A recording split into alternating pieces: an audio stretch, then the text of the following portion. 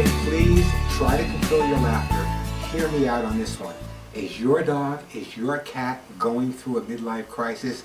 I know what you're saying. Come on, Warren, did you finally go over the edge? Are our pets going through a midlife crisis?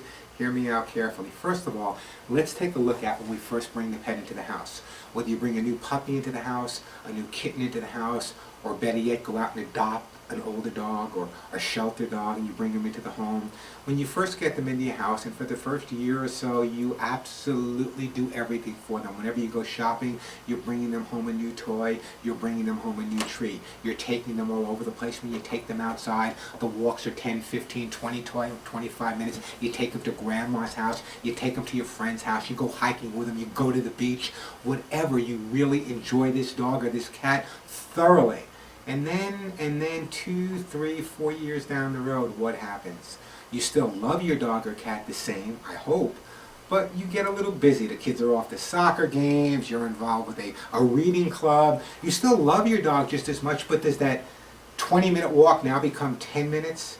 Does that new toy at the pet store or the supermarket you want to bring home with that new treat, do they become less and less and less?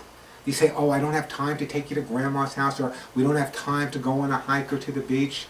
Well, psychologically, what happens to your pet? Well, what happens to people? As we get to our midlife, we all get a little depressed and a little anxious. What do human beings do? Well, they may separate, they may get a divorce.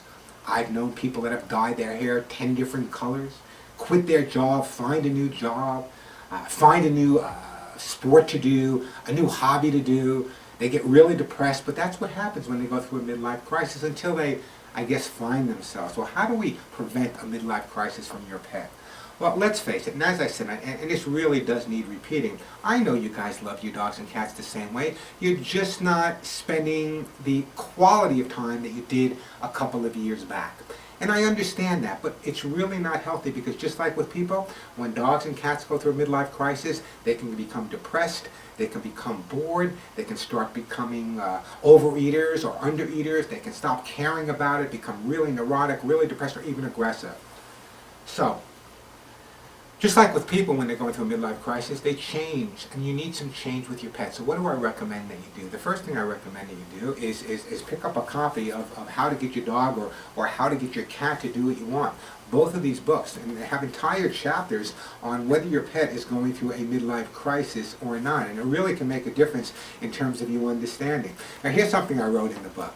Can your pet have a midlife crisis? You bet he can, particularly if his life has become one big routine, lacking in things to keep him interested and alert. He can become bored, depressed, inactive, experience a personality shift, or undergo almost any psychological or physical change you might expect from a human being going through the midlife difficulties at the same time. Very important. You hear what I said? Routine.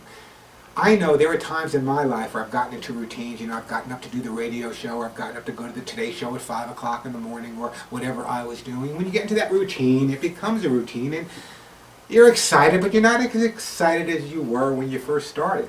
So what I suggest doing is change the routine. If you normally walk your dog around the block to the right, try going to the left. If you normally walk your dog at 8 o'clock at night, try walking him at 8:30 or 8:45. In other words, change the routine. Bring him new toys. If you normally play with your dog when you first come home, do that for 5 minutes, but save the major play period just before you go to sleep. Take him on different walks. Take him on different outings.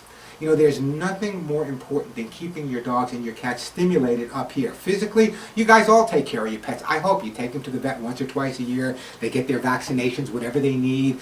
They get checked up, and the vet says, yeah, you got a clean bill of health. But a lot of people don't take into consideration their pets' mental abilities. And when I started talking about this 25 years ago, people were ready to put me in an institute. And I can understand that. But having worked with over 40,000 animals and seen them at different stages of their lives, I often notice that they become bored, they become depressed, they become anxious, all because we don't treat them the same way. Again, we love them, so make sure it's just as important from your dog or cat's point of view that when they're going through that midlife, when perhaps you don't have to be on top of them 24/7, that you still spend that quality time with them. And rotate, change their toys. When was the last time you brought home a new cat toy with some catnip for your cat, or some new doggy chews for your dog?